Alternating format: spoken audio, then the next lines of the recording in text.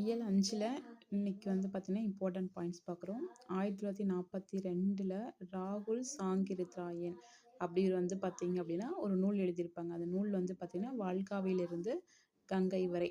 அவர் வந்து பார்த்தீங்க அப்படின்னா ஹஜ்ராபாத் அந்த மத்திய சிறையில் இருக்கும்பொழுது தான் வந்து பார்த்தீங்க அப்படின்னா அவர் வந்து ஹிந்தியிலே எழுதியிருப்பாங்க. இதை வந்து தமிழாக்கம் பண்ணவங்க யாரு அப்படின்னா இந்த பேராகிராஃப்ல இருக்கிறது இங்கே ஷார்ட்டாக எழுதியிருக்கேன். 1949 வந்து கணமுத்தையா எழுதியிருக்காரு.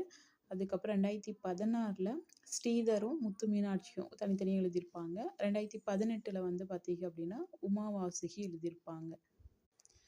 நெக்ஸ்ட் வந்து செய்குதம்பி பாவலர் பற்றி சொல்லியிருப்பாங்க. இவர் வந்து இடலாக்குடியில் வந்து பிறந்தவர். இவர் வந்து 15 வயசுலேயே வந்து பார்த்தீங்கன்னா செயலேற்றும் ஆற்றல் கொண்டவர். இந்த பாயிண்ட் இம்பார்ட்டன்ட். சீராபுராணத்திற்கு வந்து உரை எழுதியவர். 1907 சென்னை விக்டோரியா அரங்கத்தில் வந்து பார்த்திங்கன்னா 100 செயல்களை ஒரே நேரத்தில் செய்கின்ற அந்த செயலை செய்வோம் பார்த்திங்களா, அதுக்கு வந்து சதாவதானி மீன்ஸ் வந்து சதாவதானம் அப்படின்னு சொல்லுவாங்க. அப்படின்னா ஒரு நேரத்தில் 100 செயல்களை ஒரே மாதிரி செய்கிறது, ஞாபகம் வச்சுக்கிட்டு சொல்கிறது. ஓகேங்களா, அதுதான் வந்து சதாவதானி.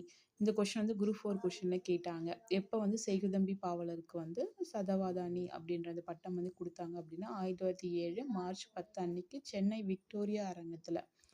இவரோட நூல்கள் எல்லாமே வந்து பார்த்தீங்க அப்படின்னா நாட்டுடைமையாக்கப்பட்டதுக்கு இவரோட நினைவு வந்து பார்த்தீங்கன்னா நம்ம எப்படி போற்றோம் அப்படின்னா இடலாக்குடியில் வந்து பார்த்தீங்க அப்படின்னா மணி மண்டபமும் வந்து பார்த்தீங்க அப்படின்னா ஒரு ஸ்கூலும் வந்து அங்கே இருக்குது. ஓகேங்களா, நெக்ஸ்ட் வந்து பார்த்தீங்க அப்படின்னா அடுத்த டாபிக் வந்து திருவிளையாட புராணம். அது எழுதியவர் நம்மளுக்கு தெரியும், பரஞ்சோதி முனிவர். இவர் வந்து 17ஆம் நூற்றாண்டு கால புலவர்.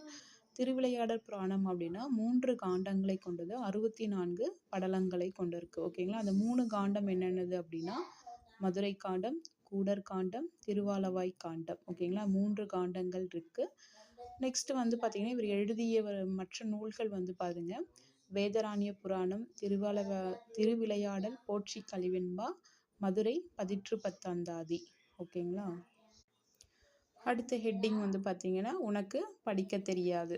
இந்த கதையை வந்து எழுதியவங்க வந்து கேட்டா அப்படின்னா கமலாலயன்.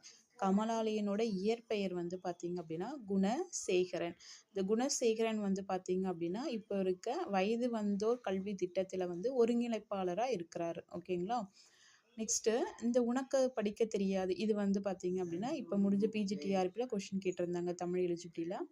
அதோட அந்த கதாபாத்திரத்துக்குரிய பெண்மணி யார், அந்த கதையில் வருகின்ற பெண்மணி யாருன்னு கேட்டிருந்தாங்க. அப்போ யாருன்னா மேரி பெக்லியோட் பெத்தியோன். ஓகேங்களா, உனக்கு படிக்க தெரியாது எழுதியவர் வந்து கமலாலயன், அவருடைய இயற்பெயர் வந்து குணசேகரன். அந்த ஸ்டோரியில் வர கதாபாத்திரம்